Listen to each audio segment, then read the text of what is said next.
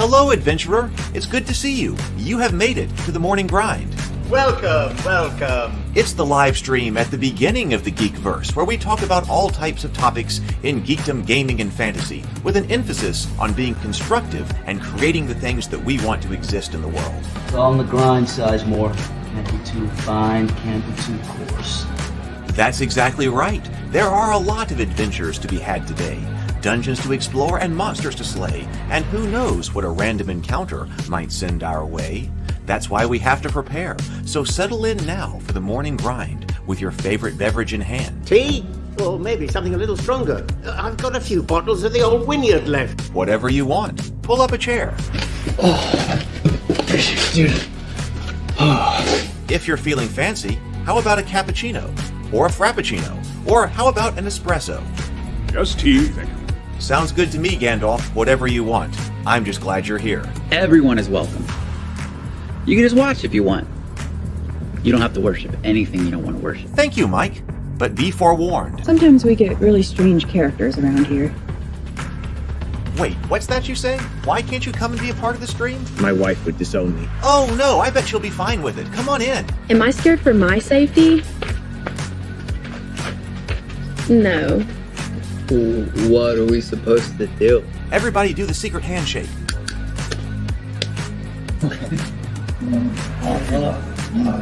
Secret cultist handshake. Oh, now do wizards who love each other. This, my friend, is a science. I still don't have gifts, but it's fine. It's all on the grind, son. Can't be too fine, can't be too coarse. Dude, this would be a sick place to bring the band. Indeed it would be, Dave. It really would. I'm seeing more people coming in. Welcome, glad to have you here. Oh look, here's someone new. Is this the cultist meetup? Yes it is. Come to hang out? Please accept me. I have nothing else. Okay, we accept you. Everyone's welcome here. Brought some snacks. Well, that makes things even better. You want some coffee? I don't drink coffee. You sure? It's cultist coffee. What makes it cultist coffee? I'm a cultist and I'm drinking it. Oh. Then I'll have some. What exactly is going on here? I'm seeing more people coming in. Welcome. It's so great to have you. Oh, and look, here comes another stranger.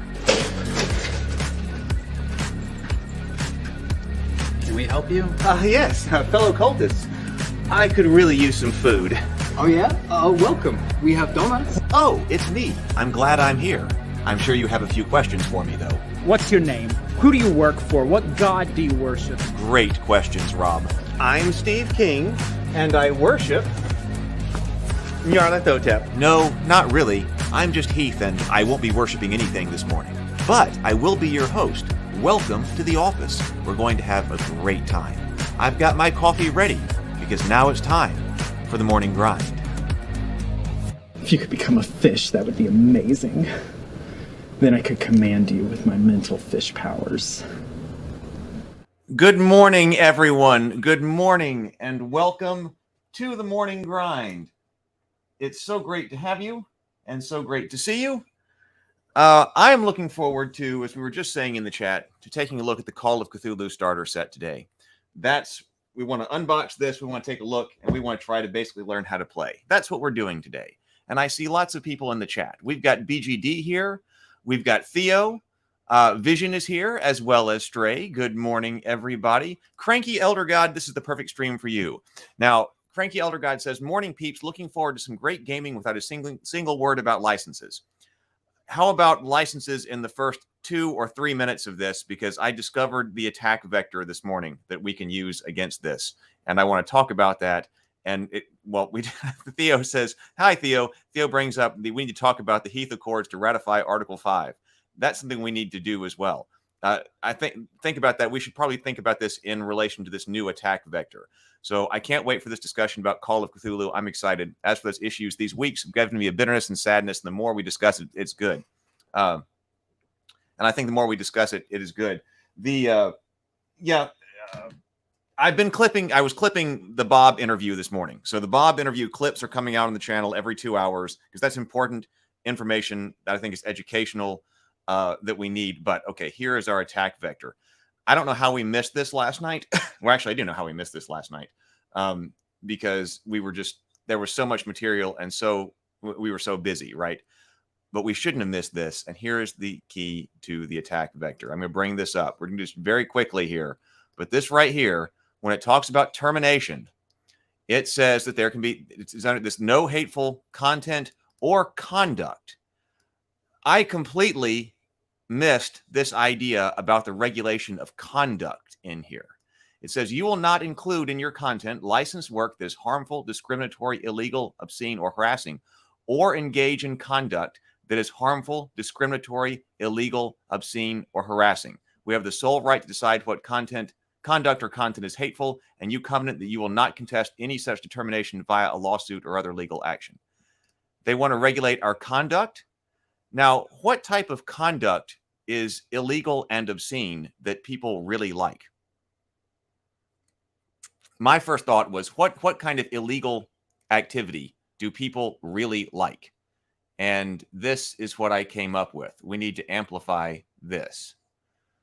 WotC will revoke your D&D license for marijuana use. Appears so. They say they may revoke it if you engage in conduct that is illegal. Cannabis use is illegal under U.S. federal law. Let's amplify that. I'm going to put a link to that tweet in the chat. See, we've got all our legal arguments. We've been buttressing all the legal arguments, but I just put a link to the tweet in the chat. The legal arguments are not going to communicate and connect with the general public. There's one that will. And also, and I didn't think about this one, but what are obscene things that people really like?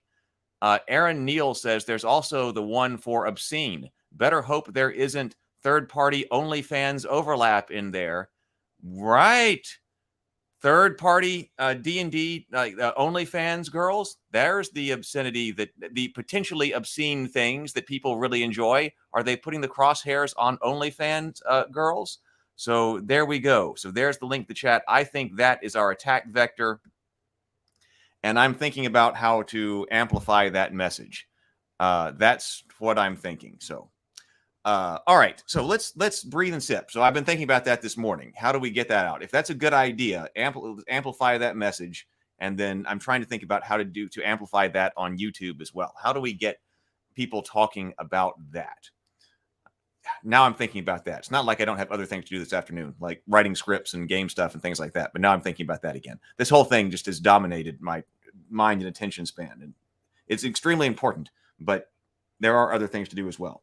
All right, so let's go ahead and sip. Let's breathe and then sip. Breathe in.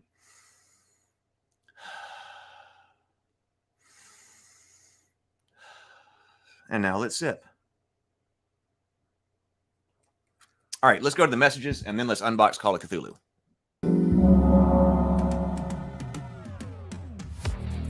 The Morning Grind is brought to you by World Anvil. For all the writers out there, World Anvil has all the tools to help you write, organize, present, and publish rich settings with complex characters.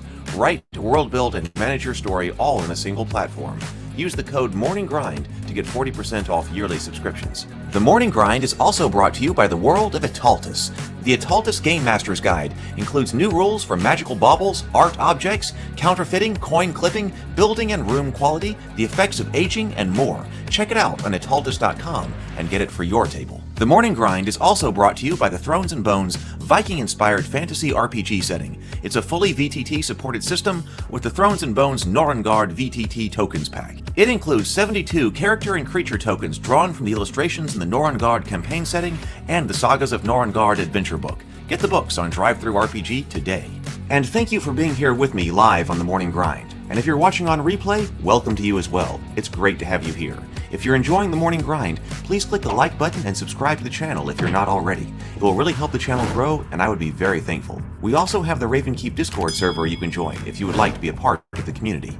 All right, that's what you need to know. Let's get to the main topic. All right. Cranky Elder God says, if I'm naked in the shower, most people find that thought obscene. Yes, I think maybe so. I think that is the right way to attack what they released. I think it is. All right, so let me bring up the auxiliary camera system. Let's amplify that message. We can talk about that more in the Discord server. I just had that thought about 30 or 40 minutes ago. All right, Call of Cthulhu starter set. This says, and I've heard great things about this starter set. So that's why people were recommending it. People had recommended this one in the chat because they said it was so good. So I'm hoping that this one, as far as the quality of the starter set goes and getting somebody into Call of Cthulhu, this one's really good. Oddly, have I played Call of Cthulhu? Oh, I played Call of Cthulhu, but it was not this version. You know, they released a 3rd edition Call of Cthulhu game. So I have played that. So I've never played using this rules. Yeah, see, there was... Oh, no, wait. I don't know. I had this. The Grand Grimoire of Cthulhu Mythos Magic. I didn't even know that was sitting over there. But at any rate, okay, so there was this.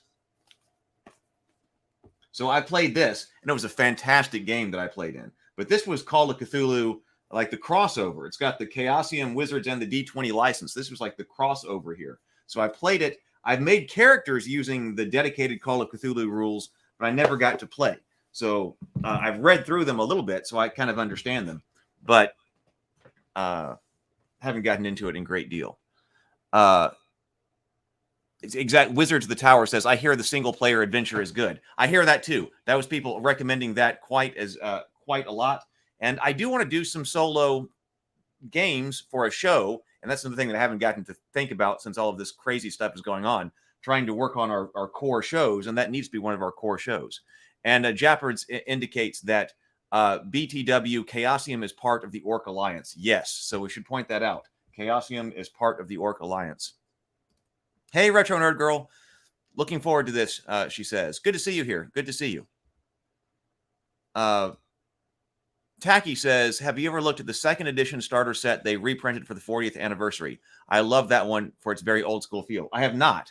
I saw there was another type of box out there, but this is the only one that I had. But so there's another one. Maybe we'll need to look at that one too. But this one says, all you need to enjoy the horror role-playing experience. It is thin, which is, I mean, not a problem. But because it seems like it's got a lot of stuff in it for being thin. And I don't mind the thinness as long as it's packed out. We had the problem with the Dungeons & Dragons one. It was a much thicker box, but it had this just big spacer in it just to make it a bigger box. So Call of Cthulhu starter set. What does this tell us? A world of mystery, horror, and adventure in a box. This starter set contains everything you need to start playing Call of Cthulhu, the tabletop role-playing game of mystery and horror. Players take on the role of investigators of mysteries, uncovering dark secrets, encountering strange monsters, and thwarting sinister cults. Together, you and your friends create and develop a story in which each of your characters play a leading role, which could be foiling some dastardly plot or stopping horrors from beyond space and time. Role-playing gaming is a social pastime. Everyone works together as a team, each playing an investigator character. One player runs the game, the keeper of arcane lore. So we did talk about the status of the term dungeon master or game master. So I think they do call the game master, they have a special term, the keeper of arcane lore. I think just the keeper. Because there is where are the core books? Oh, right here. So I've got the core books, so we can look at these later. But there's the Investigator's Handbook, which is our core book, and then there is just lost the auxiliary camera.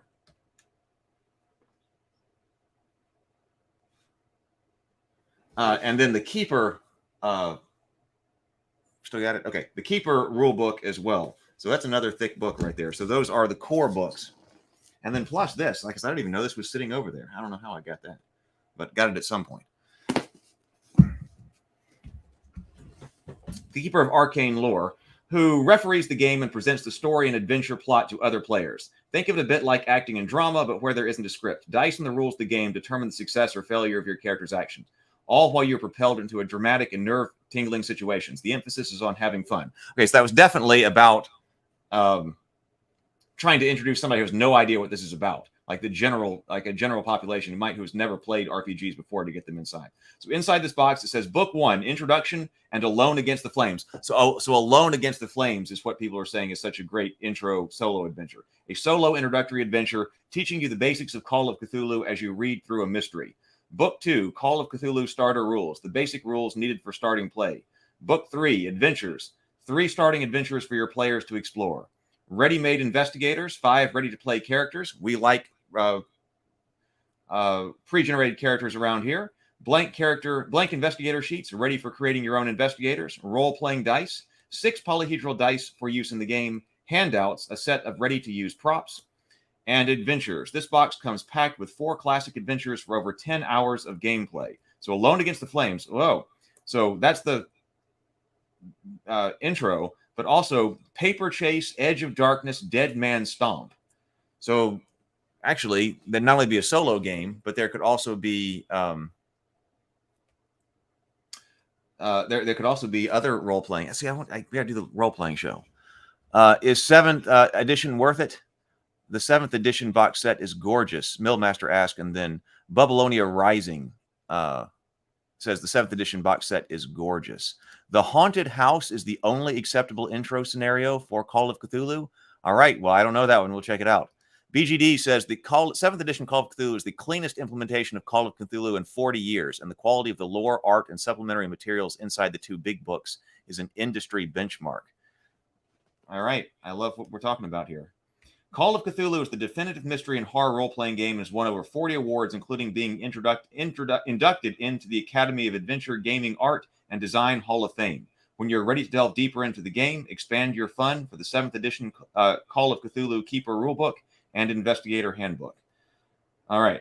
And this has an SRP of $24.99. Let's open it up.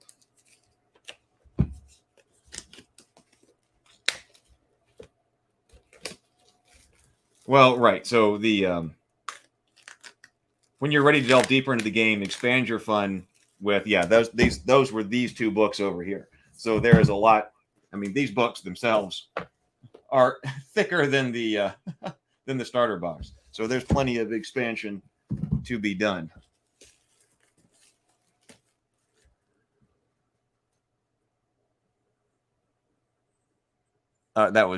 Cranky. I was responding to Cranky Elder God right there. So, but okay, so we're definitely have to look at this then. I agree with Millmaster. Tacky says the haunted house, nowadays known as the Haunting, is the Cthulhu equivalent of the Keep on the Borderlands. Well, sounds like we need it. Good morning, Innerlight. Oh, this was on sale for $1.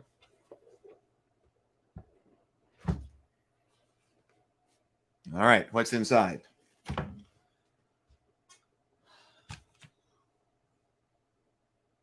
I'm going to turn on. That's the light we have a problem with. Oh, okay, so what's in this box? We got dice here. We have got percentile dice. And this is a percentile-based game. But we also have a D4, D6s. Oh, we have a D20 in here as well. So we've got 2 different color D10s, the percentile dice.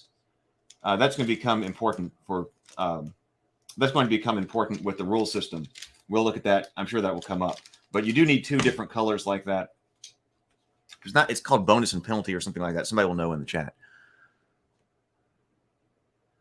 Millmaster says, I've got about 5,000 hours DMing 4th, 5th, 6th, but 7th, I didn't speak to me. I don't know. It seemed too slick after a decade of single giant tomes. Well, that's expert Call of Cthulhu playing. Okay, so we do have the what's in the box, and we like this as well because it helps that when you're trying to figure out what all this stuff is, I like having that right on the top. This box contains everything you need to start playing the Call of Cthulhu. Inside, you will find the following items. Book 1, Alone Against the Flames. A solo introductory adventure, which teaches you the basics of Call of Cthulhu as you play through a mystery. Book 2, the Call of Cthulhu starter rules. Everything you need to get started playing. So I think we said all of that on the back. So it seems like the exact same thing there. But it says, read me first. The books in this starter set are designed to be read in the order presented. So open Book 1 first. Book 1, Alone Against the Flames. in which your character alone must navigate through a strange mystery. As you play through the solo adventure, you will be guided through creating an investigator character. You or use one of the blank investigator sheets for this, or you can use any of the ready-made investigators also in this box. The choice is yours. Once you've completed Alone Against the Flames, you are ready to move into Book 2, where you'll be presented with the starter rules. Read through 2 books to build your understanding of Call of Cthulhu before moving on to Book 3. When you feel ready, invite your friends, a friend or two, to join you in the game. Book 3 contains 3 adventures. Start with Paper Chase, the first adventure in the book, which is designed to be played with 1 or 2 players in addition to yourself. Your players can either create investigator characters from scratch using this guide in Book 2, or more quickly use the ready-made investigators. The other adventures in Book 3 are designed for 2 or more players, so more of your friends can join in.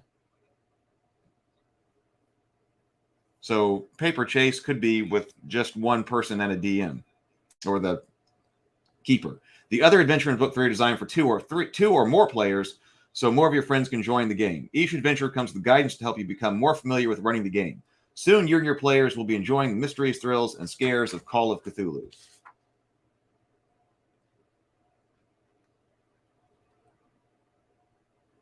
The Chaosium. I didn't know that the Chaosium was actually a thing. It says the Chaosium exists deep beneath the bottom of the lowest underworld. It is the font of chaos and spews forth a collective unconscious, fantasies and monsters alike, into our world. Artists, believers, and gamers are all inspired by its reckless dreams. The Chaosium speaks to us. We are all us. You must cut the dragon head off yourself. Take it with your left hand and make it part of you. You must slay the dragon and wield its power. And then we have the chant of Cthulhu here, which I won't try to say right now. Now, we did say that in The Cultist. By the way, I'm thinking about doing The Cultist tonight. A Cultist watch party, maybe starting at 6:30 p.m. If you're here for Call of Cthulhu, I did a comedy web show called The Cultists. This got 2 seasons out already on this YouTube channel, but we've never watched both seasons. Each season is only an hour long, so it's like the length of a movie, both seasons. That is a mockumentary about modern day Cthulhu cultists. So if you haven't seen that, that's on the channel now. But I'm thinking about doing a watch party tonight because I need a break of some kind. So let's do a watch party tonight. I'm not thinking about trying to paint miniatures or something. Let's just do a watch party tonight and watch that show. Okay, so now I know the meaning of the Chaosium. The meaning of Chaosium. Okay, so this is 40th anniversary, 1981 to 2021. Book 1, Alone Against the Flames. Book 2, Introductory Rules. So I guess this is your simplified rules from the General Player's Handbook. Book 3, Paper Chase and Other Adventures.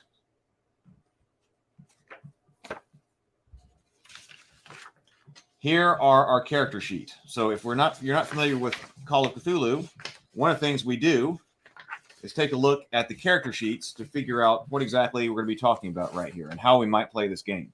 So, for instance, this is one of our investigators right here. So this is Jessie Williams. She's a history student from Boston. And let's see. So we have characteristics over here.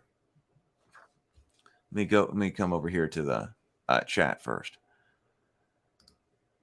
Zach McKinney says, well, the best part of the design of 7th edition is that the good friends of Jackson Podcast were part of the design team that developed the 7th E. So direct fan expert feedback. Mill says, I'm sure that by the end of this stream, my Amazon cart will have all this stuff in it. My Amazon cart got filled up with Paizo stuff over the last few days. So these streams can have that effect. It does on me. BGD says, in addition to the solo GM-less adventure, the starter set gives you 3 excellent adventures to play through with a group. Paper Chase and Edge of Darkness have been around for years. So that means, if we were to do a show where we were doing some role-playing, which I think is a good idea, that needs to be a separate show from Dinner and a Board Game. Because Dinner and a Board Game, you got the dinner component, which I'm still got to work with, which I still got to think about how to put out the rest of the second season of that series.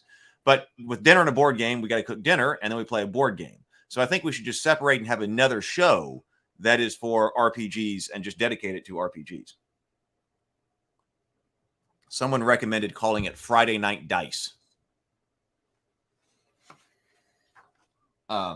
Okay, so what are we can see how our characteristics come up here. Oh, Dead Man Stomp is a superbly designed mystery adventure that launches any surviving PCs into an entire side campaign well south of Lovecraft Country in Harlem and New York City. Oh, interesting. Okay, let's go. I will get back to the chat here in just a moment. But anyway, regarding the characteristics. So we've got strength, looks like strength, constitution, dex, and intelligence. And then we've got, wait, what does this text say?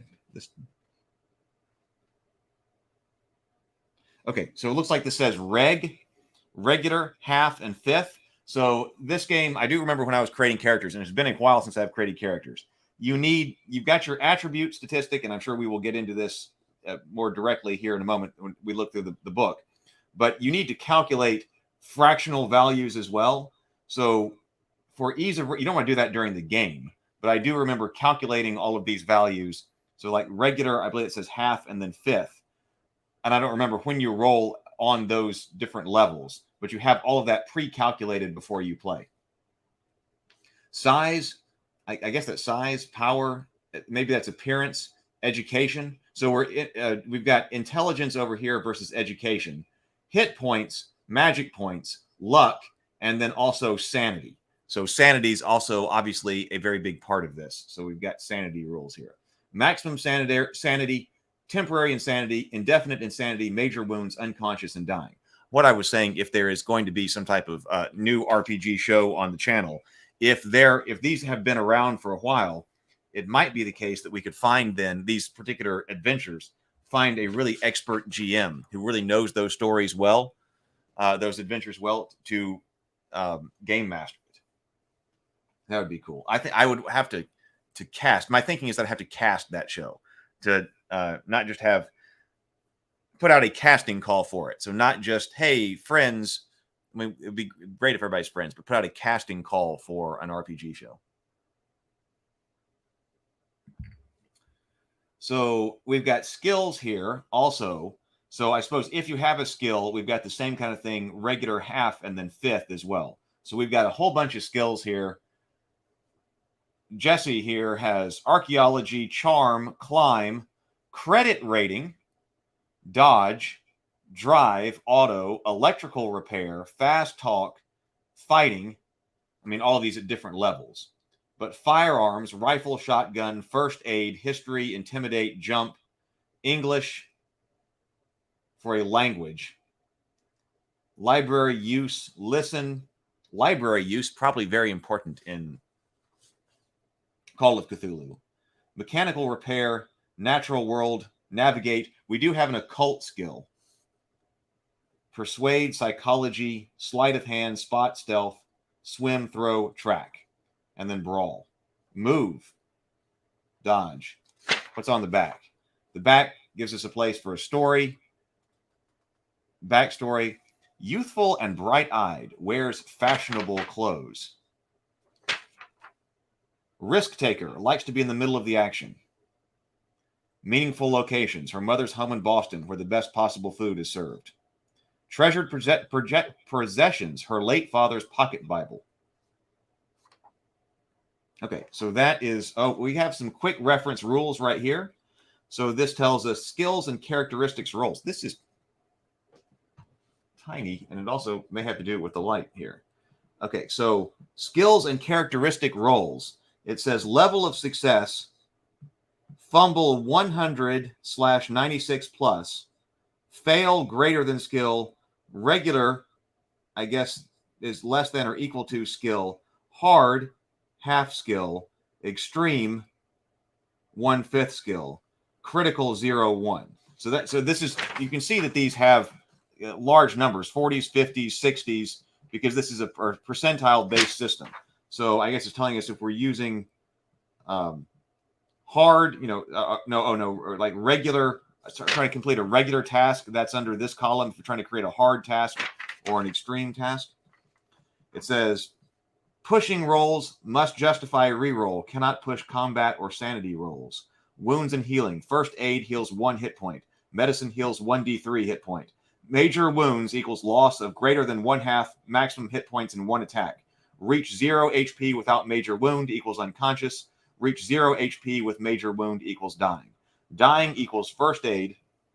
Dying first aid equals temporarily stabilized and then requires medicine. Natural healing rate, non-major wound, recover 1 HP per day. Natural healing rate, major wound, weekly healing roll. So we're separating different types of wounds. Looks like that would need to keep track of that, which is nice. We like that about Hackmaster, or I did anyway. I don't want to play. Is this the whole thing? This whole thing is Alone Against the Flames? See, this thing looks heavy duty. And so we only got about like another half an hour today, and I don't want to rush through this. I'm thinking that could be an entire episode if I try to like pilot a solo play board game. I want to do solo board gaming as a test, but I also would like to pilot solo RPGing. And I feel like this is worth, the way everybody talks about how great it is, that it's worth dedicating an entire like mainline show to it. So I don't want to get into that. So I will go out of order. Like, we should get into the introductory rules so that those of us who don't know how to actually play 7th edition, we can get into how to play, because that's what we've been doing here on this channel anyway. Let me come over here to the chat. Dermis Loner says, that brings me good memories about games I played as an investigator. Babylonia Rising says, my favorite thing about the game is how easily we move between 2 players, my son and I, and 3 or 4. Behorn says, I wonder why we don't see more solo adventures for tabletop RPGs. I don't know. I think we should. I've really enjoyed the ones that we've seen. And now I have seen stuff about solo gaming in general that isn't a write-up. These have been very similar to kind of choose your own adventure kinds of stuff, which I think is great. But there's also this trend in solo gaming that has to do with something like when we looked at the Strider mode for the One Ring, and how you can, it's sort of like DM-less freeform adventuring. So there are 2 different things that's under solo adventuring: the kind of choose your own adventure structured thing, and then the Strider mode, solo mode playing. Oh, Daniel talking about the Cultist. Daniel says, halfway through season 1 of the show, it's been fun to watch so far. Thank you. I am glad. And season 2, we stepped it up even more. Hopefully we'll get to do some season 3, but I got to think about that too. We're already, what is this? This is day 20 of January. This year is already flying by. I feel like we just hit New Year's. Zach says, I will put up every Call of Cthulhu 7th edition product versus 5th edition WotC D&D product, and Call of Cthulhu will come out on top every time. Great product line. Yeah, but we looked at there is a lone wolf. Did you see the lone wolf? Were you here for that? I didn't know all about the lone wolf stuff, but just if you haven't seen this, where did I put it? I had to shuffle my shelf because I moved my D&D stuff. Oh, I put it way over here.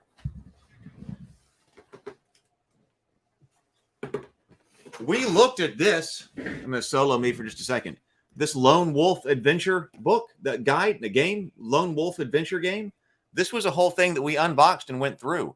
And I wasn't familiar with what Lone Wolf was. I just happened to have this adventure box.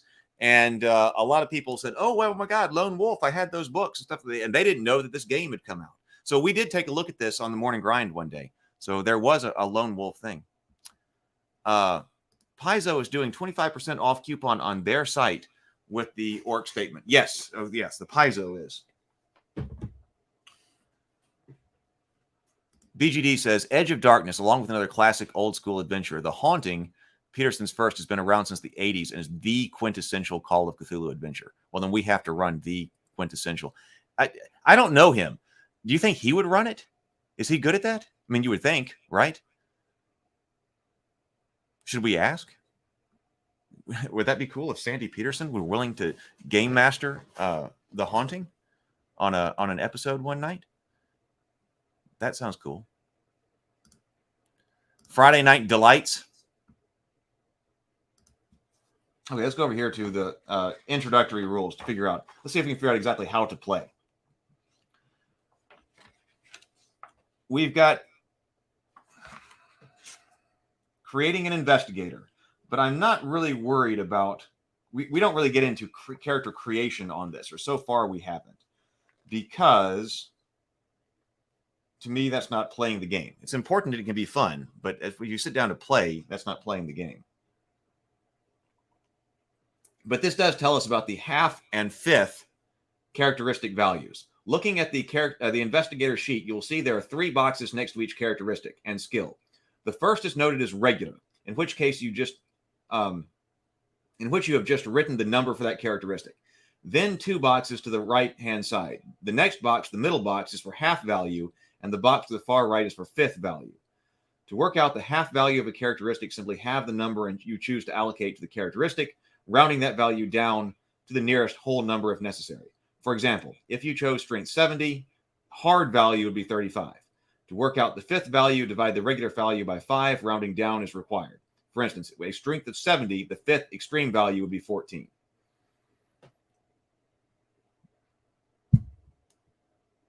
Calculating secondary attributes. Damage, bonus, and build. Occupation and skills. So they're covering character creation here. Oh, skill descriptions in here as well. Step 4, backstory, final touches. Okay, game system. Okay, so here is how to play. And there's not, it's not long either. So skill rolls may be called for during dramatic situations in the game. Walking down a well-lit hallway is not a dramatic situation, whereas running down a rubble-strewn corridor while being chased by monsters most definitely is. When attempting a skill roll, you should agree a goal with the keeper. So that's like when we're talking about the Fated Edge, and we were talking about Fated Edge is what we're working on Tuesdays. We're talking about actions. You need to know the result. What is the result of your action trying to be? What are you actually trying to do? So this is the goal as well. If your skill roll is successful, you achieve your goal. Additionally, when you successfully roll a given skill, this is important because this has to do with how you level up. And I do like this system. If your skill roll is successful, you achieve your goal. Additionally, when you successfully roll a given skill, put a check mark in the box next to it on your investigator sheet. You only get 1 check box per skill at a time. At the end of the scenario, that skill could increase due to experience. See Rewards of Success, page 22 for further information. So I do like this system that you increase your skills or potentially increase your skills in the things you actually use. Because that's, to me, is a problem with just leveling up. That, okay, you might do nothing, in Dungeons & Dragons, you might do nothing that has anything to do with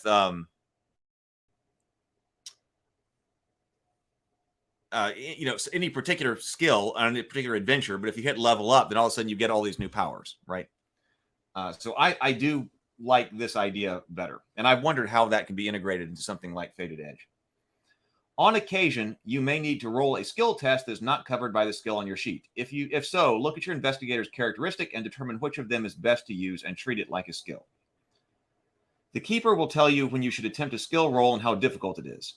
A regular task requires a roll of equal to or less than your skill on a 1d100.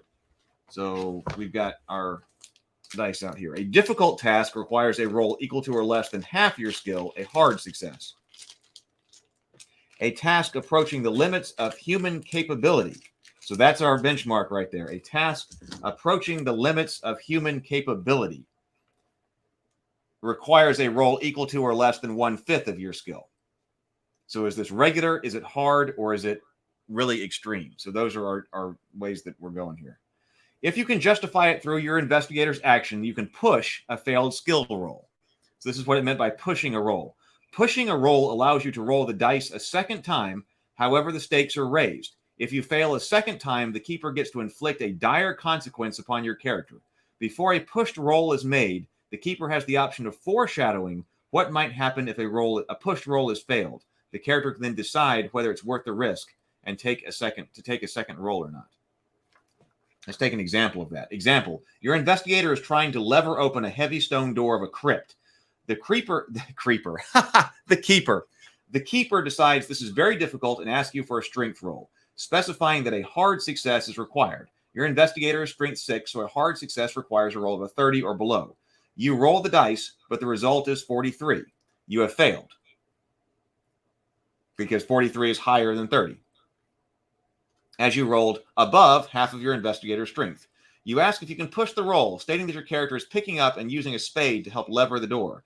The keeper permits the second roll, but warns you that if you fail this roll, you not only will the door still be closed, but something may hear you and could be coming for your blood. So this does. We're always talking about like difficulty classes and things like that, and establishing difficulties. And we've talked about that for Fated Edge as well. Is this easy? Is this hard? Is it very hard? So this just has 3 categories. So this is simpler for the keeper. Regular, I guess, is what you're using most of the time. But if it's hard, then okay, it's hard. But then that's the only really 2 options, unless it's something that is approaching the limits of human capabilities. Cranky Elder God says, it's been a while. You shouldn't get attached to Call of Cthulhu characters. Millmaster says, well, I have to say 5th edition D&D got me back behind the screen after a decade. The Call of Cthulhu 7th system are also really that clean? Zach seems to say that yes, it is. Daniel says, starting right off right with the math. Some people will go mad just with that. Yeah, see, that's why you do calculate them. Well, it's nice that we have already generated characters. But I remember like, okay, we got to have and divide all this by 5. And so forth, but you do that in advance. So that's part of character creation, because you don't want to be doing that during the game, I suppose. So since Call of Cthulhu 7th edition is a D100 roll under system, your character sheet notes 1/2 and 1/5 values for easy reference. Rolling 1/2 is hard and 1/5 is extreme. Yeah. And which I was, with MERP being the first RPG that I ever read, I had a bias toward D100 systems in the beginning. Tacky says, you may be able to contact Sandy Peterson, the game's original creator himself, if you need an expert. He has a Discord where he gives awesome advice on how to run the game. Well, we should definitely investigate that.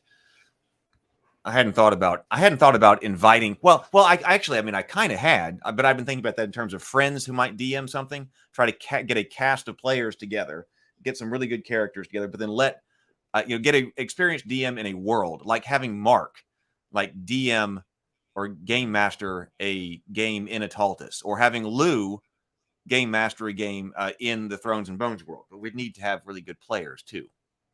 But having a game master who really understands the adventure and the world be really important. BGD, library use, spot, hidden, and dodge are imperative skills in Call of Cthulhu. And Millmaster says, the advice number 1 would be, don't be afraid to murder the whole party.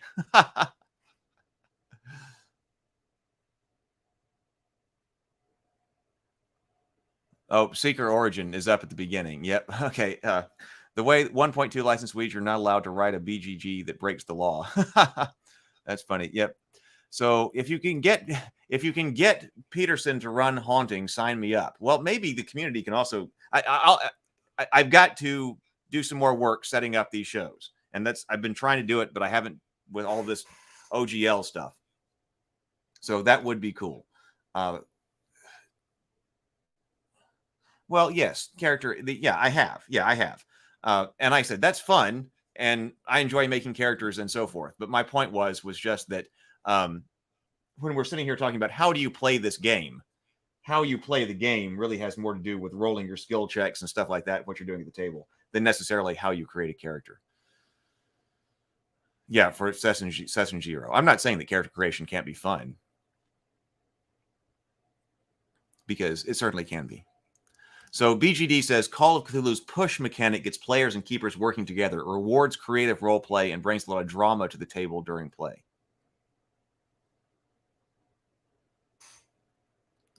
All right, so let's go on. Opposed skill rolls. If 2 investigators are opposing one another, or if an investigator is in a conflict with a significant keeper-controlled character, an NPC, one for whom statistics are listed in the scenario, the keeper may require an opposed roll. To resolve an opposed roll, both sides make a skill roll and compare their level of success. A regular success beats a fail, a hard success beats a regular success, and an extreme success beats a hard success. In the case of a draw, the side with the higher skill wins. If both skills are equal, then both sides roll D100 with the lower result winning. Okay, so bonus and penalty dice. So it is called bonus and penalty dice. All right. So that's why we do have different colors of the percentile dice. So right here. They have very fancy dice over here. Sometimes the prevailing conditions for the investigators, their environment, or the time available to them can hinder or benefit a skill or characteristic roll. Under certain conditions, the keeper may grant a bonus or penalty die to a roll. One bonus die and one penalty die cancel each other out. Oh, so this is very similar to what I was talking about with Fated Edge bonus and penalty dice. Such bonuses and penalties operate in a similar way to raising the difficulty of the roll and can be used instead of or in addition to an increased difficulty. Normally, though, bonuses and penalty dice are used primarily with opposed rolls. Okay, because this is like the situational aspect. We've got regular, easy, and extreme. But if you're trying to roll off against somebody in an opposed way, okay, then advantage or bonus and penalty dice are good ways to go. So for each bonus die, roll an additional 10s percentage die along with the usual pair of percentage dice when making the skill roll. You are now rolling 3 separate dice, 1 units die and 2 10s die. To take benefit of this bonus, use the 10 die that yields the better, which in this case is the lower result. Right.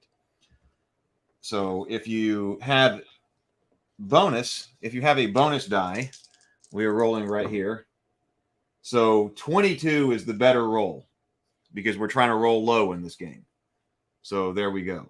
If this were a penalty roll, this would have to be a 72 because 72 is the worst roll. So for each penalty die, roll an additional 10s percentage die along the usual pair of percentage dice. You are now rolling 3 separate dice, 1 units die and 2 10s dice. For a penalty, use the 10s dice that yields the worse, which is the higher result. So that's how that is. Remember, rolling low is better here. Inner Light says, are there medieval or middle-age European rules for Call of Cthulhu? Is it possible to run Darkest Dungeon campaign using the system? I don't know. But that is a good question because, that's what we were working on with Journey to the Tree of Sorrows. We were moving moving the Cthulhu mythos out of like the 1920s. And I really like that. If I were to write other stories in the Cthulhu mythos myself, and I do have some that I would still like to do. Of course, there's a lot of other writing I got to do as well. But if I were to return to that, there are other Cthulhu stories I would do that would not be set in the classic time as well. Seth Sorkowski has a good channel as well that covers Call of Cthulhu and Pulp Cthulhu. Okay, well, now because another YouTuber, I need to look at that. I wonder if I've looked him up before. We'll check that out.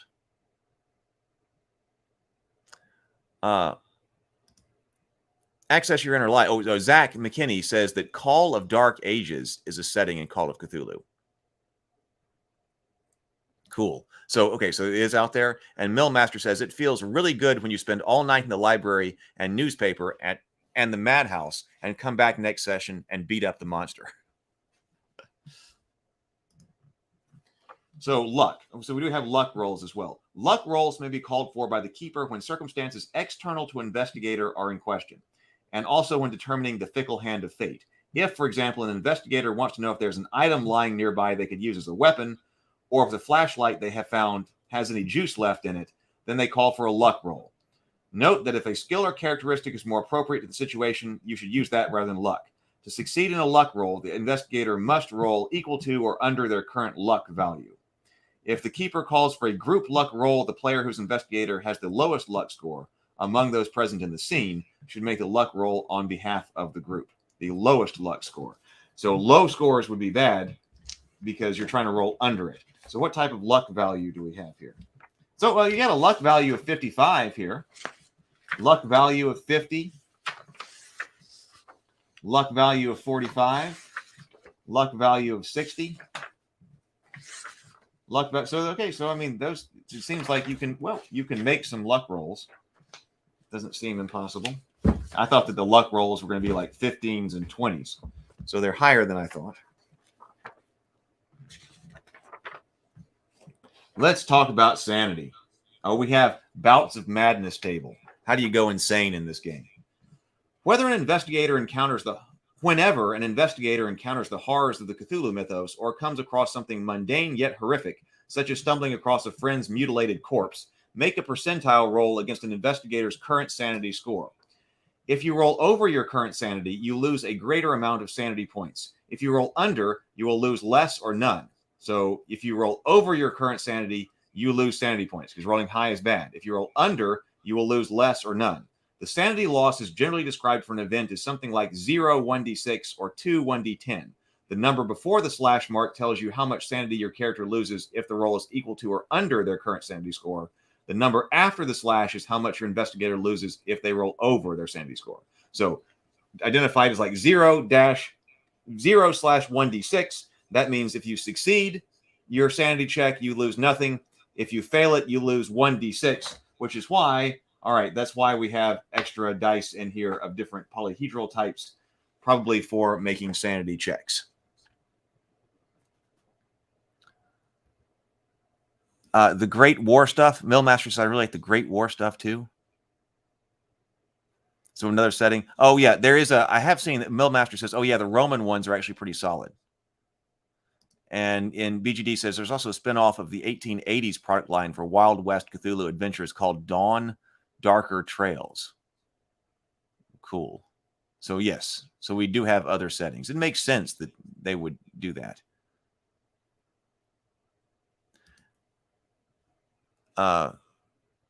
MSC LRHD says there's a Call of Cthulhu game podcast called Apocalypse Players that have played scenarios from 1890s to 2021, but mainly in the 1920s and 30s in England, the USA, and Russia.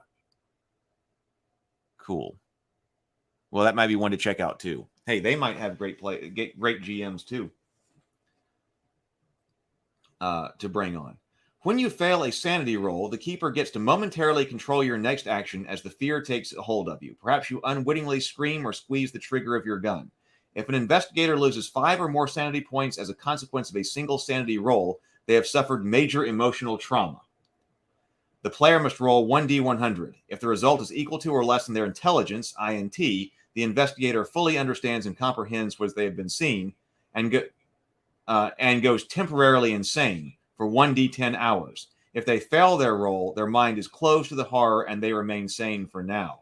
Oh, so that's interesting. So 5 points of sanity damage is a major threshold.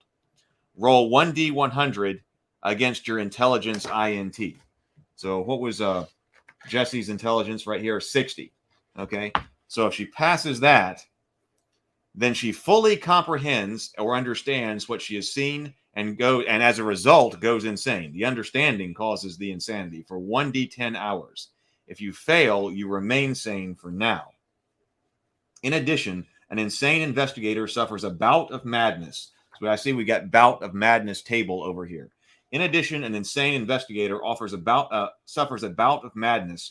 Roll 1d10 and refer to the bouts of madness table.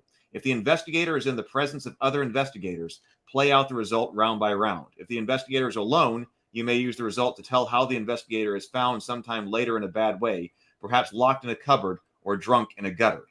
If your investigator is temporarily insane, the keeper may decide to add a phobia or mania to your sheet, such as fear of the dark, fear of confined spaces, or kleptomania, an irrational compulsion to steal things. Alternatively, they may also decide to write one of your existing backstory entries, perhaps corrupting it in some way. Whereas you wrote trusting under traits, the keeper corrupts this to fearful. While temporarily insane, the keeper may present your investigator with delusions, hallucinations. That is a zombie creeping up on you. Is that a zombie creeping up on you, or is it just a homeless man asking for spare change?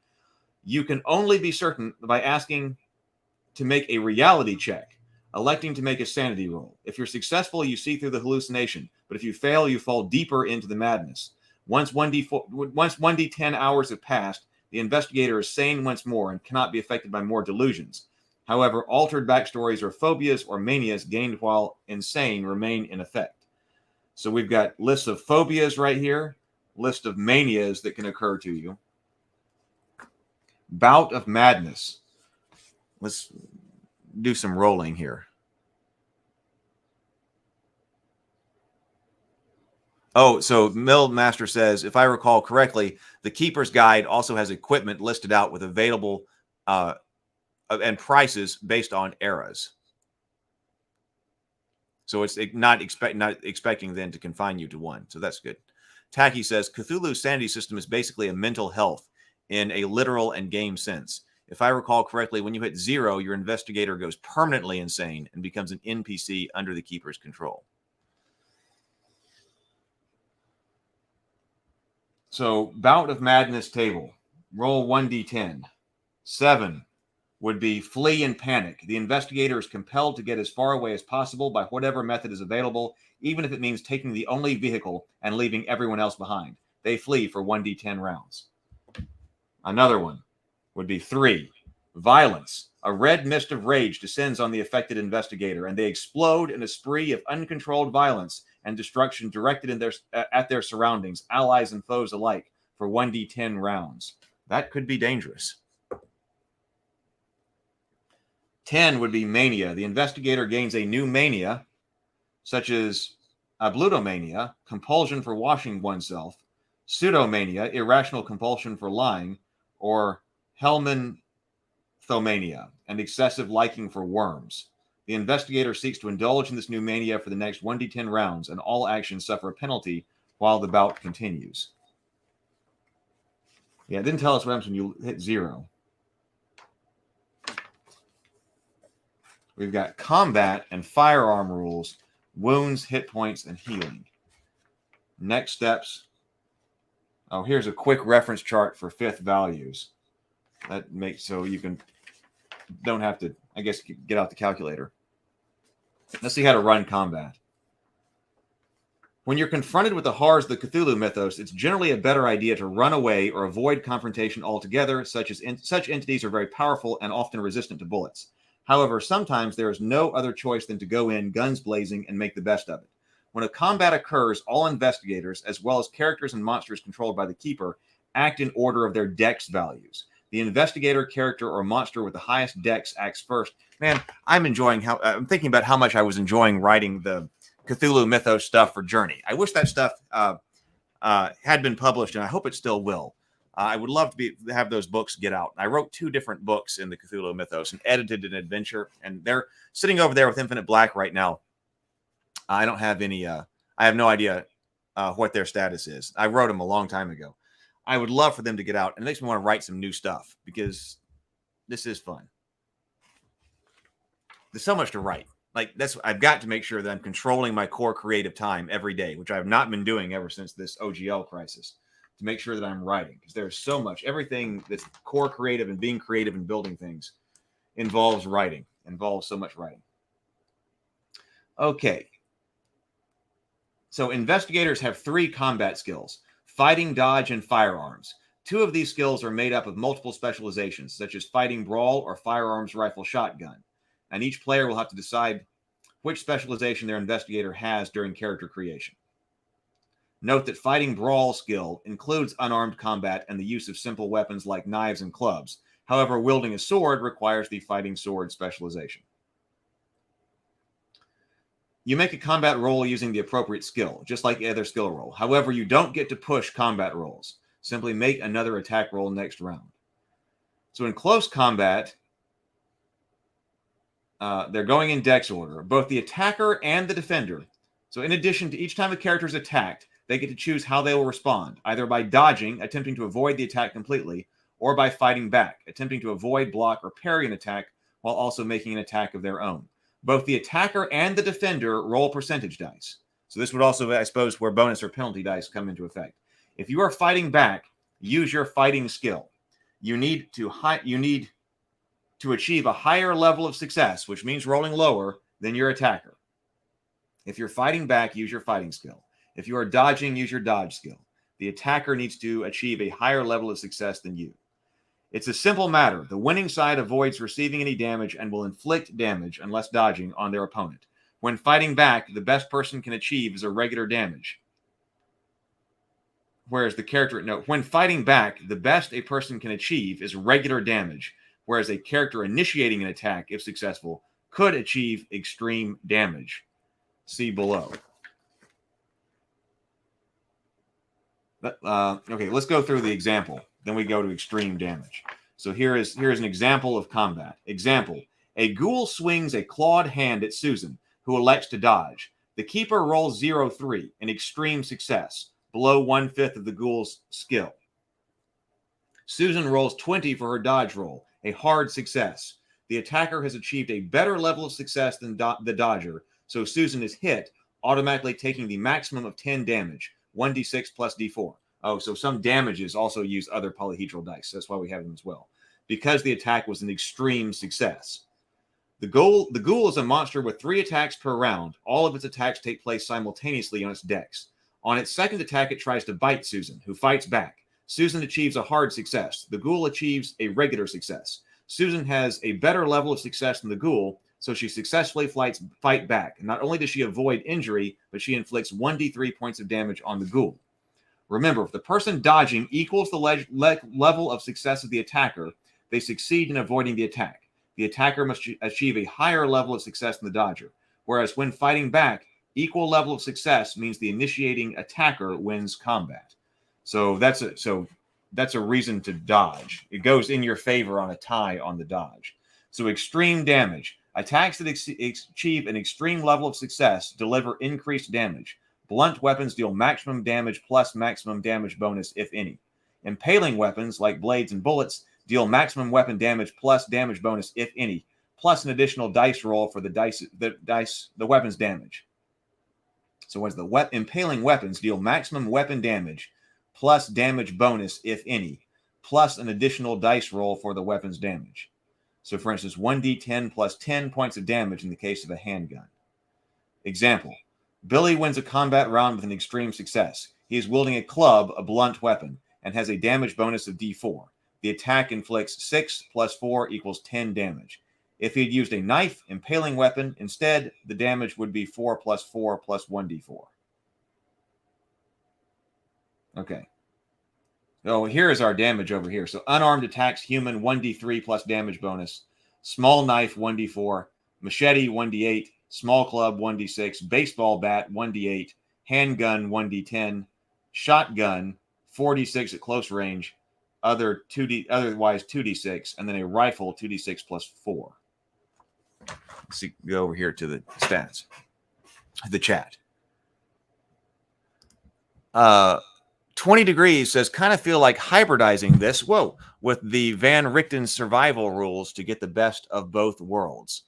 I think I have. Do I have the Van Richten guide to Ravenloft? I'll have to check that. I'm not sure what the survivor rules are, but that sounds fun. BGD says, combat mechanics are quite crunchy, but they are very well thought out and run well at the table once the keeper gets acquainted with them. Zach says, I love how fast combat is in the Call of Cthulhu. Yeah, I like the call to fight back. I'm going to fight back. And then you might inflict damage on the other way. Tacky says, in my opinion, combat in Call of Cthulhu should always be dangerous because either your character is being shot with a literal gun or facing an alien being that is there, that is to you as you are an ant. Zach says, yep, if I recall, Haster does a you are dead amount of damage. I can believe it. So we have some rules for firearms here. Also, fighting maneuvers. If a player describes a goal in combat that's something other than simply inflicting physical damage or harm to be resolved, it's a fighting maneuver, such as disarm an opponent, knock an opponent to the floor, seize or hold an opponent, whereas the opponent must apply 1 penalty die to their actions until they break free. Outnumbered. A character outnumbered by the opposition is at a disadvantage. Once a character has either fought back or dodged in the present combat round, all subsequent melee attacks on them in the same round are made with 1 bonus die. This does not apply to attacks made with firearms. So once you dodged, if you're being swamped by zombies, then the zombies get a bonus die to hit.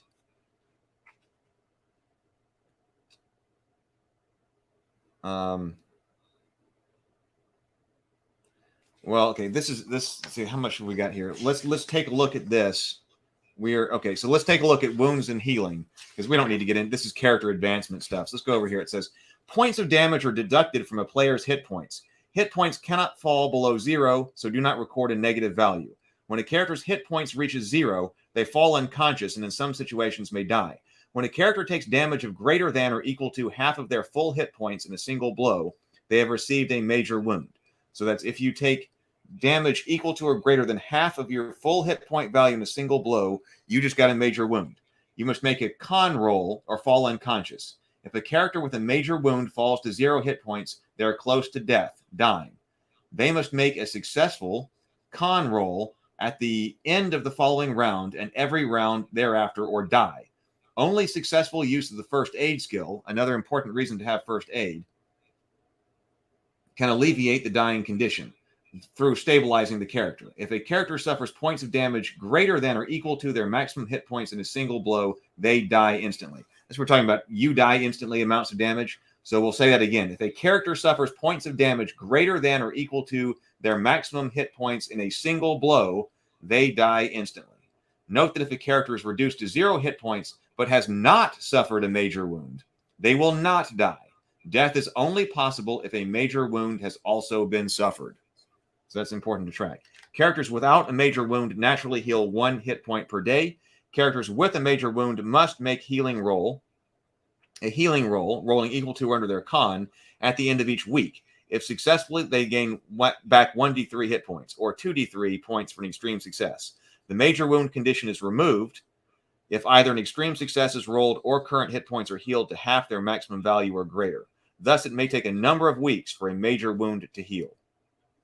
Successful first aid can heal 1 point as well as rousing the character from unconsciousness. If first aid are used on a dying character, extend that character's life, so the medicine skill, if first aid is used on a dying character, it extends the character's life so that a medicine skill may be used. The medicine skill can heal 1d3 hit points, but takes at least 1 hour and an appropriate equipment and supplies. If medicine is used on a dying character, it allows a healing roll at the end of 1 week.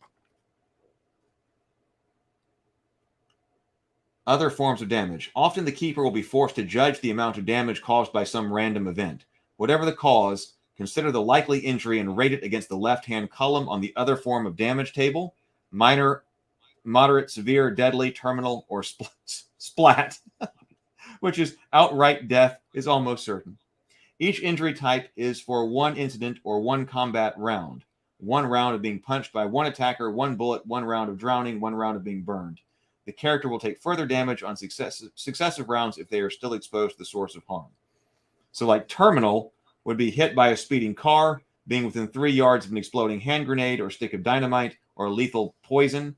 That's 4d10 points of damage. Splat, where outright death is almost certain, is such thing as being involved in high-speed, head-on collision or being hit by a train.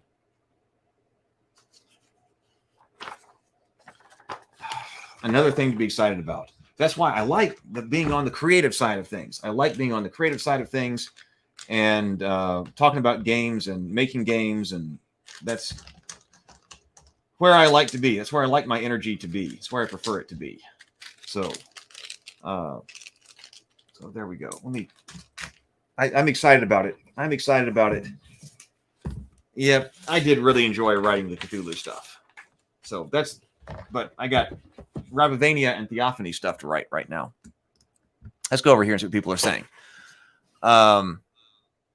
Thank you so much for putting out the link, Stray.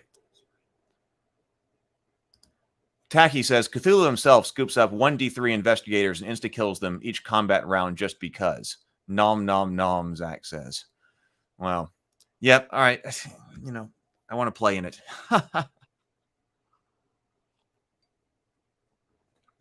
Okay, well, expect more clips from the Bob interview to be coming out on the channel. I want to get them all out because that's important, and that information needs to be out there to the community. So that's coming out on the channel for the rest of today. I'm going to make up a thumbnail for the cultists discussion or the cultist watch party tonight. If I can, I'll ask Brianna, the director, if she wants to come by. She's hung out with us on after parties before. She might want to just stop in. We'll see. So we will do that. And then then that way it can be scheduled and that will be up on YouTube. So that'll be probably about 6:30 Central tonight. Of course, we've got to come up with something for tomorrow for the morning grind. I will think of something and post that up. But otherwise, man, I'm kind of thinking about that how to push that conduct clause as far as the WotC situation goes. I really want to get to core creative stuff, at least starting at noon, and work on that. I got so much to do as far as the company goes, publishing goes, and the core creative stuff goes. But when I'm thinking about that, sometimes I get thinking about it and I can't stop. So I might be having to do something about it.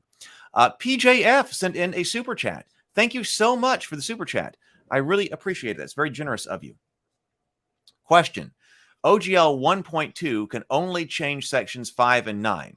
So it is only applying to SRD 1.5. One D&D will need a new license since they cannot add the new SRD.